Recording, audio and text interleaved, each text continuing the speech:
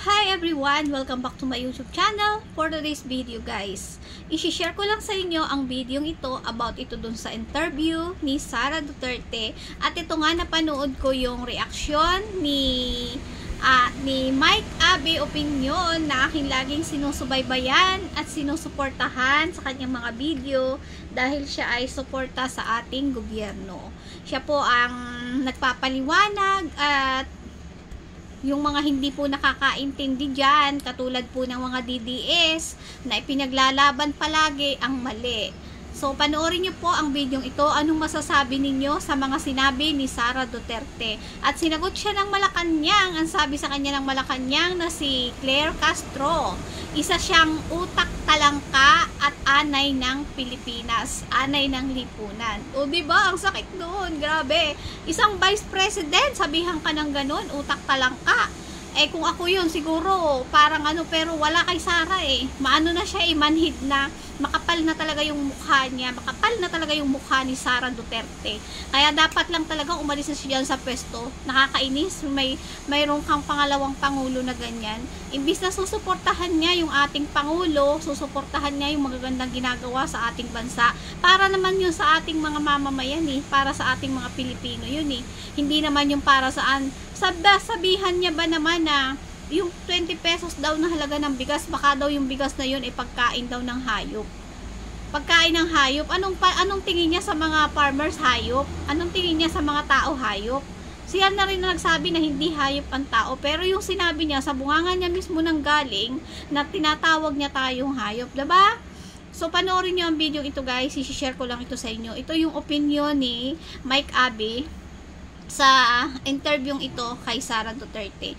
At siguro naman tayong mga Pilipino alam natin kung ano yung tama at kung ano yung mali at kung ano yung nangyayari sa ating bansa na nakakabuti or nakakasama. So panoorin nyo guys ang video ito. Sa mga hindi pa po nakaka-subscribe sa aking YouTube channel, please like and subscribe and don't forget to click the notification bell para updated kayo sa aking mga bagong videos. So i-share ko sa inyo ang video ito guys. Hindi ko lang ito guys ipakikita sa inyo kasi baka makapiright ako eh. Kaya eto guys, iparirinig ko na lang sa inyo.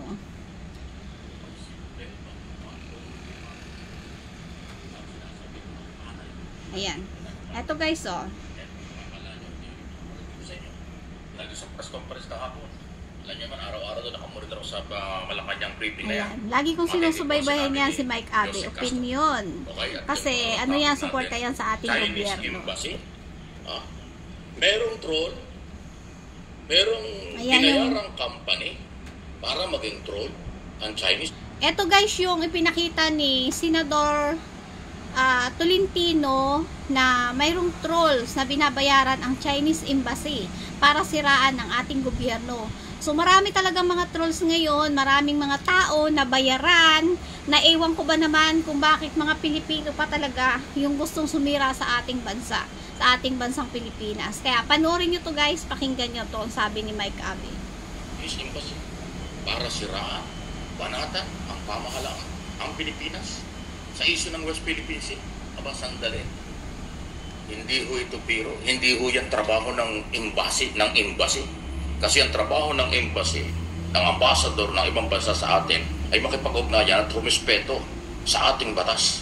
Pero kung meron silang binayarang company para maging troll, para masira o siraan ang ating bansa tungkol sa West Philippine Sea, yan po yung maling-maling gawain. Kailangan papanagutin. Namaya tatalakayin natin yan. Kasi nag-hearing kahapon at in-expose ni Senator Tolentino ang company. Meron pang cheque na initial na bayad, 930,000 pesos. Ayan guys, bayad doon sa company nakabase sa Makati para mag-create ng troll, para siraan ng gobyerno. Ang lupit dito China. Ibang klase. Grabe, no? Anyway, balikan natin itong crab mentality, utak talangka. Yung pong ibig sabihin. Yan yung sinabi ni Claire Castro na utak talangka ang ating pangalawang ang bumabatikos. Yan po at nagdududa sa 25 pesos na bigas na ibebenta ng pamahalaan. Ito, pakinggan po ninyo. Ayun na, humusga at kayo na po ang magbigay ng malayang comment or pananaw. Mismo si Malacanang Press Officer, Undersecretary, Attorney Claire Castro. Unang-una po, matagal na po nilang ini-issue na mukhang hindi kakayanin ng Pangulo ang aspirasyon na magkaroon at mag-deliver ng bigas sa halagang 20 pesos kada kilo. Ngayon po, na unti-unting natutupad ang aspirasyon na ito ng Pangulo, bakit muli na naman silang nagsasalita, nagiging negatibo? Muli, uulitin natin, ang gusto po ng Pangulo, ng Pangulong Marcos, ay ma-deliver sa taong bayan ang bigas sa murang halaga. Noon pa po ito. Pero ngayon po yung nagsusumikap ang ating pamahalaan, ang ating Alam nyo guys, sa totoo lang, nung panahon ng nangangampanyang presidential election, si Pangulong Marcos, wala akong narinig na nangako siya na gagawin niyang 20 kilos ang presyo ng bigas. Alam niyo po, ang maliwanag na sinabi ng ating Pangulo, pangarap ko na gawing 20 pesos ang kilo ng bigas. Pangarap yun, pangarap, hindi pangako. Iba kasi yung pangako kailangan gagawin mo yun eh. Pero yung pangarap, titingnan niya kung matutupad. Yung pangarap niya na maging 20 pesos yung kilo ng bigas. Hindi po yun pangako. Kaya yung mga nagsasabi yan, yung mga DDs dyan, yung mga sumisira dyan at nagagalit sa ating Pangulo, sila po ay bingi. Hindi nila naintindihan yung sinabi ng ating Pangulo. Hindi po siya nangako. Ang narinig ko pa nga nung nangako si Marcoleta eh. Sinabi yan ni Marcoleta eh. Gagawin nating 20 pesos ang per kilo ng bigas. Si Marcoleta po yun ang nagsabi nun. Pero si BBM po hindi siya nagsalita ng pinangako niya na gagawin niyang 20 pesos ang kilo ng bigas. Ang sinabi po ng ating Pangulo, pangarap ko na maging 20 pesos ang per kilo ng bigas. Pangarap yun. Pero ngayon, eto nga at ginagawa na niya, 'di ba? Pinipilit niya na bumaba ang presyo ng bigas at iyon nga, utay-utay na bumaba ang presyo ng bigas. At ngayon nga, ito nga, matutupad na yung 20 pesos per kilo ng bigas. Pero anong ginagawa ng ating Vice President? Sinisiraan at minamaliit ang ating mga farmers. Tama ba yun? So, parang, alam nyo talaga guys, nakakagigil talaga yung ating Vice President eh. Dapat talaga, wala na yan talaga sa pwesto. Dapat talaga ma-impeach yan siya. Sana nga, ma-convict siya. Para naman yan sa mga ginagawa niya. Isa siyang kadiliman. Siya yung kadiliman sa ating bansang Pilipinas. Maitim, kadiliman. Lahat na nasa kanya. Utak kalangka, may mentality problema sa kanyang pag-iisip. Lahat na po nasa ating Vice President. Kaya yung lahat ng ginagawa niya yan, hindi niya yan pinag-iisipan eh. Naturingan pa naman siyang abogado. Pero yung mga binibitawan niyang salita, hindi niya pinag-iisipan. Hindi niya alam kung makakasira sa kanya o makakasira sa ating bansa, nakapula-pula ng ibang bansa, di ba? Dapat pinag-iisipan niyan eh. Ang ating Pangulo, trabaho ng trabaho. Lahat ginagawa. Yung mga paninira niya, hindi na pinapansin eh. Mabuti na lang ngayon, mayroong naging sekretary ang ating Pangulo na talagang ipinagtatanggol ang ating gobyerno. Lalong-lalo na ang ating Pangulo. So, pagpatuloy natin ito guys. Ito yung sagot ni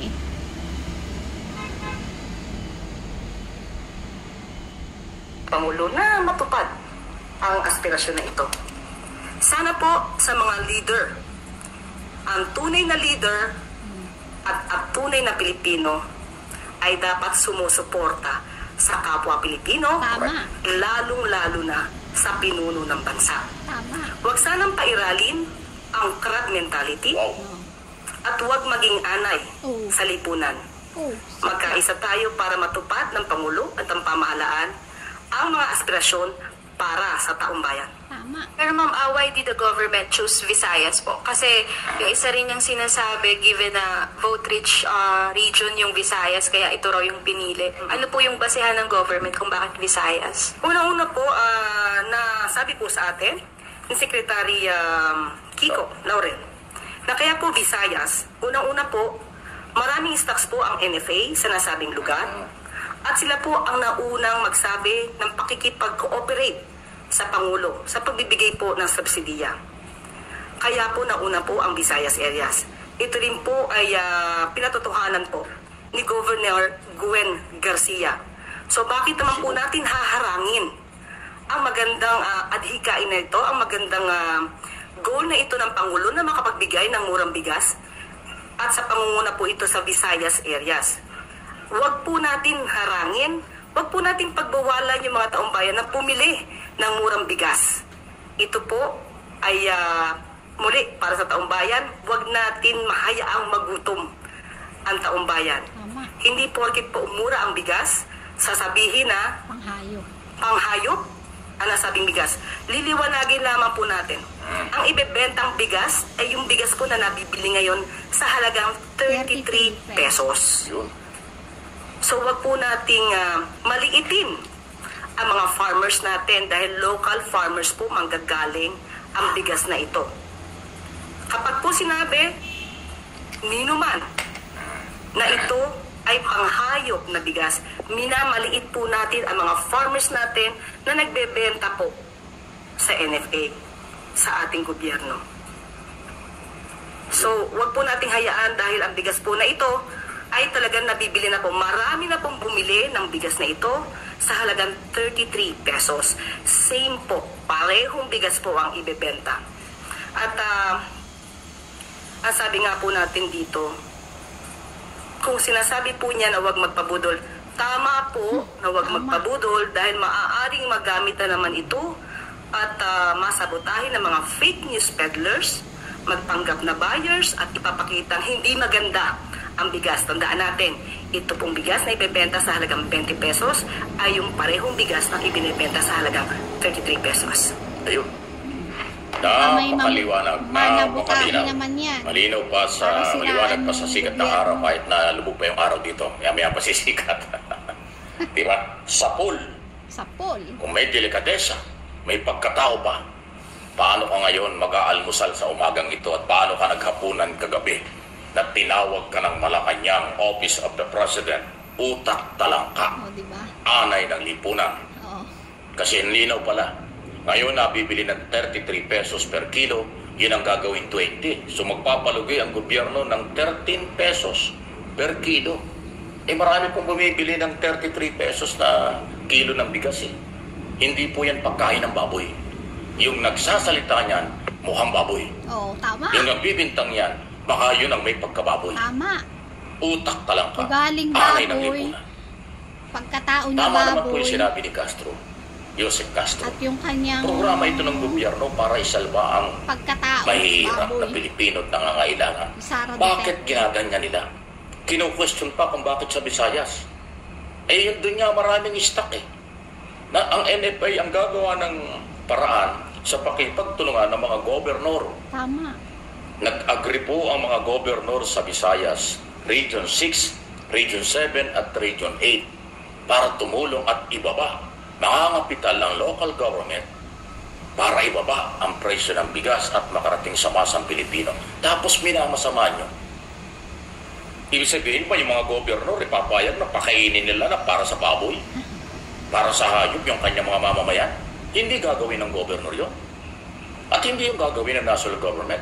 Bakit ganyan ang bintang ni Sara Duterte? Naiinggit siya. Na hindi daw hayop ang Pilipino. Talagang kasi hindi lahat hayop. Natutupad, lahat ng mga hindi daw ginagawa dapat pinapakain na para sa hayop ang mga Pilipino.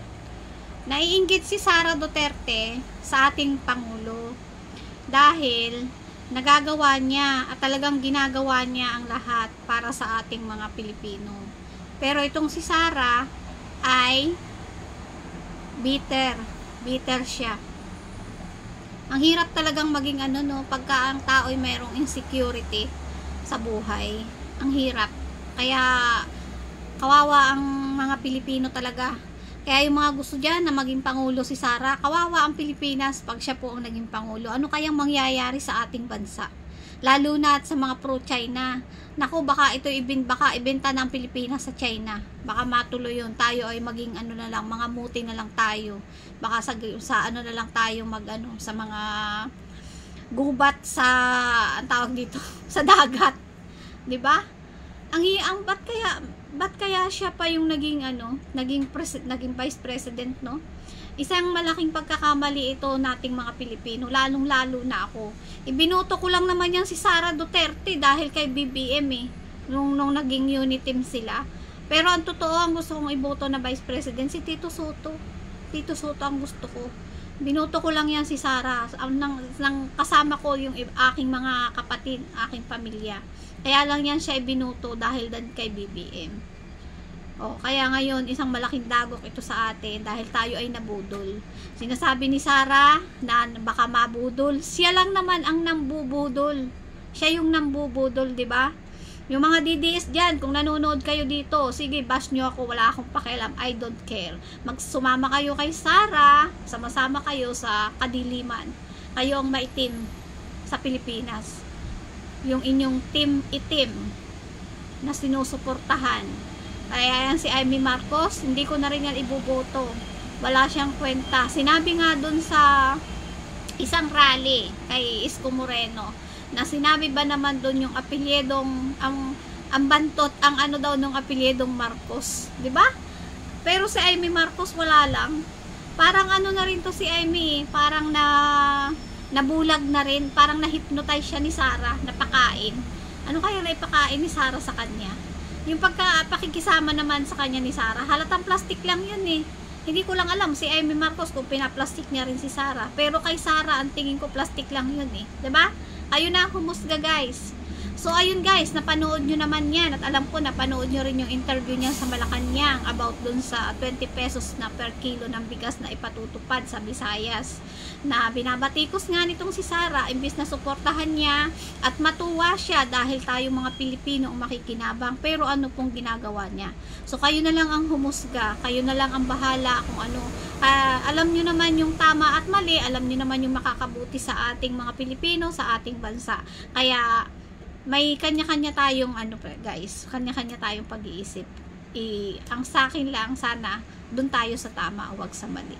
So ayun guys, salamat sa mga nanood ng video ito. Sa mga hindi pa po nakasubscribe sa aking YouTube channel, please like and subscribe, and don't forget to click the notification bell para updated kayo sa aking mga bagong videos. Ayan, basta support lang po tayo sa ating gobyerno, basta nasa tama po at hindi gumagawa ng mali, ating pong ipaglalaban at ating susuportahan. So mga guys, maraming salamat. God bless. Bye-bye. Thank you for Subscribe, watching. touch more.